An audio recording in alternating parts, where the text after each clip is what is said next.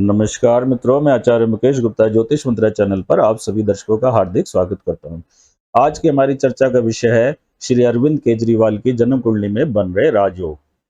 अरविंद केजरीवाल जो कि दिल्ली के मुख्यमंत्री और आप पार्टी के अध्यक्ष है, इन्होंने बहुत ही थोड़े समय में बिल्कुल राजनीति में नए होते हुए भी बहुत बड़ी सफलता प्राप्त की। 2011 में इन्होंने अन्ना हजारे के साथ मिलकर आंदोलन किया रामलीला मैदान में और उसके बाद से ये सुर्खियों में आ गए। 2012 में इन्होंने आप पार्टी का गठन किया और उसके बाद ये 3 बार दिल्ली के मुख्यमंत्री बन गए और अब तो इन्होंने पंजाब में भी अपनी सरकार बना ली है और इन्हें देश के संभावित प्रधानमंत्री के रूप में भी कुछ लोग देखते हैं। तो हम जानेंगे कि इनकी कुंडली में ऐसे कौन से राजयोग बन रहे हैं जिसके कारण ये इतने सफल मुख्यमंत्री बने और बहुत ही थोड़े समय में इन्होंने इतनी सफलता प्राप्त की। ऐसे कौन से राजयोग हैं इनकी कुंडली में, आइए हम चर्चा करते हैं। तो हम जानेंगे कि इनकी कुंडली में ऐसे कौन से राजयोग हैं जिसके कारण इन्होंने इतनी कम अवधि में ही इतनी बड़ी सफलता प्राप्त की। मित्रों, यदि अभी तक आपने हमारा चैनल सब्सक्राइब नहीं किया तो चैनल को सब्सक्राइब जरूर करें और बेल आइकन को प्रेस करना ना भूलें, जिससे आपके पास लेटेस्ट वीडियो की जानकारी आती रहे। आइए चर्चा को आगे बढ़ाते हैं। मित्रों, अरविंद केजरीवाल की कुंडली जो है वृष लगन की कुंडली है, जिसमें पराक्रम भाव का स्वामी चंद्रमा उच्च का होकर बैठा है। तो लगन में जो है चंद्रमा अपनी उच्च राशि में स्थित है। लगन में उच्च का ग्रह होने से लगन को बहुत बल मिलता है। अब लगन का स्वामी और छठे भाव का स्वामी जो है चौथे भाव में लगन और 6th हाउस का जो लॉर्ड है शुक्र, वो 4th हाउस में है। 4th हाउस में जो वीनस होता है ना, शुक्र, उसको दिग्बल प्राप्त होता है। तो जो यहाँ पे शुक्र जो है दिग्बली है। तो लगन का जो स्वामी है और छठे भाव का स्वामी जो है वो 4th हाउस में है। तो यह भी एक बहुत अच्छा योग बन रहा है और ये 4th हाउस से दशम भाव को देख रहा है। आप देख सकते हैं इनकी जो केंद्र में है 5 ग्रह हैं, जिसमें से चंद्रमा, गुरु, शुक्र और बुध ये शुभ ग्रह हैं और सूर्य अपनी राशि में है। तो इनका जो केंद्र स्थान है और खास तौर से चौथा स्थान तो बहुत ही बलवान नजर आता है। अब चौथे भाव में बन रहे योगों के बारे में चर्चा करते हैं। यहाँ पे जो है सूर्य अपनी राशि में स्थित है। कोई भी ग्रह जब अपनी राशि में होता है तो बहुत अच्छे फल देता है। तो सूर्य जो है 4th हाउस का लॉर्ड है, 4th हाउस का स्वामी और 4th हाउस में स्थित है, इसलिए सूर्य 4th हाउस से संबंधित इनको बहुत अच्छे फल देगा। और सूर्य जो है वो बुध के साथ है। सूर्य जो है 4th का लॉर्ड है, 4th हाउस का स्वामी है और बुध जो है पंचमेश है। तो चतुर्थेश सूर्य, पंचमेश बुध। तो सूर्य और बुध जो है ये चतुर्थेश और पंचमेश का योग बना। तो चतुर्थेश और पंचमेश का योग केंद्र और त्रिकोण के स्वामियों का योग है, इसलिए ये राजयोग कारक संबंध बनता है। और अब देखिए जो चतुर्थेश सूर्य लग्नेश शुक्र के साथ है। सूर्य और शुक्र का योग भी राजयोग है, क्योंकि चतुर्थेश केंद्र है और लगन को हम त्रिकोण के रूप में लेते हैं। तो त्रिकोण, लगन त्रिकोण है, इसका स्वामी शुक्र और सूर्य केंद्र का स्वामी है, चौथे भाव का स्वामी है। तो सूर्य और शुक्र का संबंध भी एक राजयोग हुआ। तो आप देख पा रहे हैं कि इनकी कुंडली में 4th हाउस में एक तो पंचमेश और चतुर्थेश से राजयोग बना और एक लग्नेश और चतुर्थेश से राजयोग बना। इसके अलावा जो इनकी कुंडली में तीसरे घर में जो है मंगल नीच का है और वो दशम भाव को देखता है। मंगल 3rd हाउस में नीच का जरूर है, लेकिन ये नीच भंग राजयोग बना रहा है। इसका जो स्वामी है, मंगल जिस राशि में है उसका स्वामी चंद्रमा लगन में है, केंद्र में है, केंद्र में भी लगन में है। तो मंगल कर्क राशि में नीच का होता है, लेकिन इसका स्वामी चंद्रमा जो है लगन से जो केंद्र में है, खुद ही लगन में है और उच्च का है। तो ये नीच भंग राजयोग हुआ। और दूसरा नीच भंग राजयोग ये ऐसे भी बना रहा है, इसमें जो उच्च का ग्रह होता है, मंगल कर्क में नीच का है, लेकिन कर्क में जो उच्च का ग्रह होता है वो गुरु है और वो गुरु जो है लगन और चंद्रमा दोनों से केंद्र में है। तो मंगल जो है नीच भंग राजयोग बना रहा है। अब देखिए सूर्य, शुक्र, बुध और गुरु, इन सब का संबंध जो है, इन सब की सातवीं दृष्टि जो है दशम भाव पे पड़ती है। इन चारों ग्रहों की दृष्टि 10th हाउस पे है। तो 10th हाउस कर्म स्थान है, और 4th हाउस जो है ये राजनेता की कुंडली में जनता का भाव होता है, ये जनता का भाव है। तो जनता के भाव में 4 ग्रह होने से इनकी जनता में बहुत अच्छी पकड़ है, और इन सब की दृष्टि जो है इनके कर्म स्थान पे है।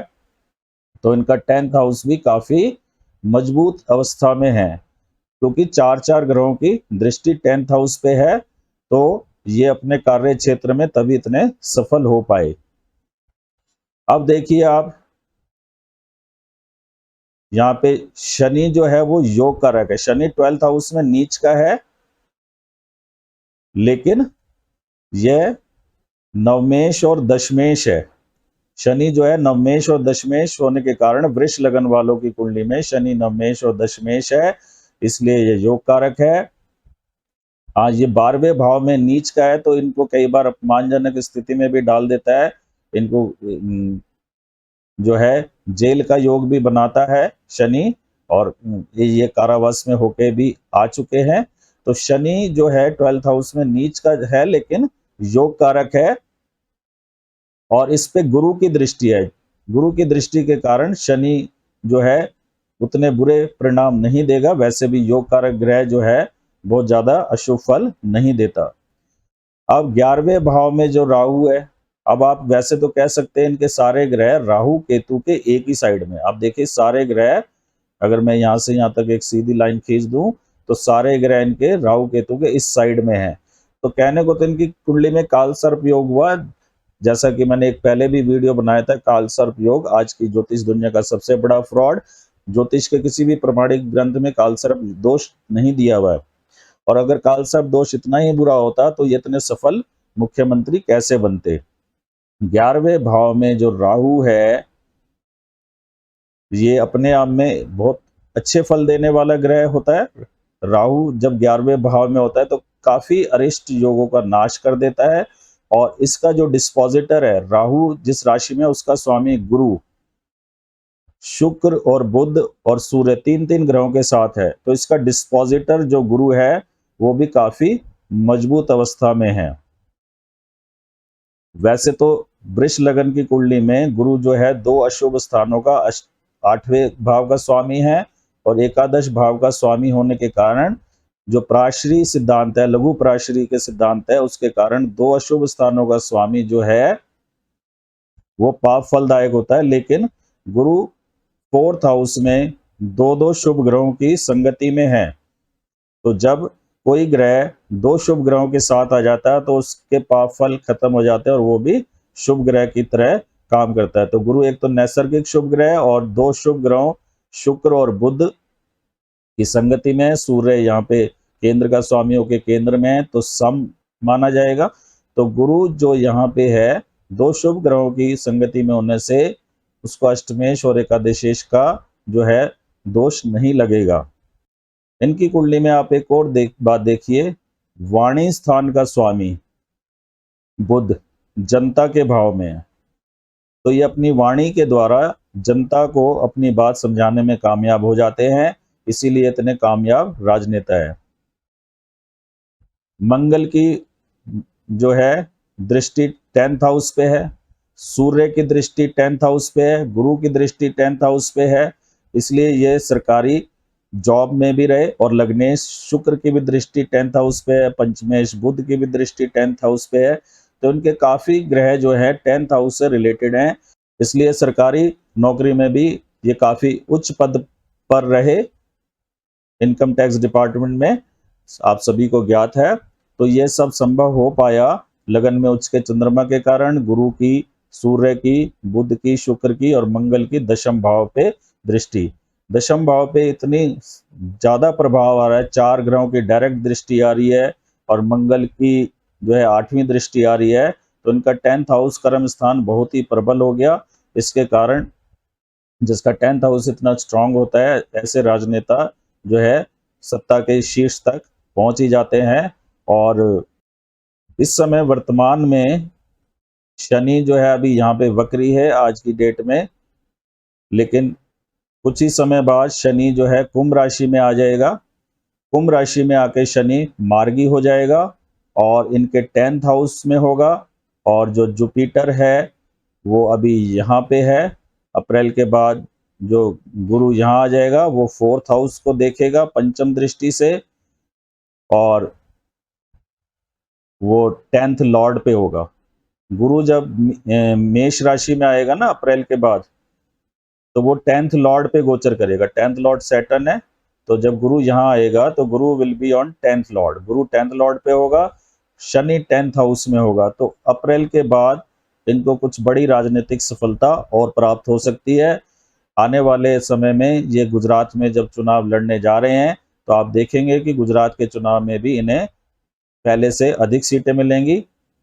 वहाँ पे इनका प्रदर्शन काफ़ी अच्छा रहेगा। अगर ये वहाँ सत्ता प्राप्त नहीं भी कर पाएंगे तो भी इनका प्रदर्शन जो है बाकी जो है बीजेपी को काफ़ी दुविधा में डाल देगा। इनका प्रदर्शन में काफ़ी सुधार होगा। गुजरात में ये कांग्रेस को हटाकर सेकंड लार्जेस्ट पार्टी बन सकते हैं।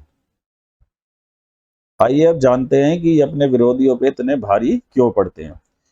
तो किसी भी राजनेता की कुंडली में ये उसके अपोजिट पार्टियों का, अपोजिशन पार्टियों का भाव होता है। इसका स्वामी जो शुक्र है ये केंद्र में है और गुरु और बुध जैसे शुभ ग्रहों के साथ है और दशम भाव को देखता है।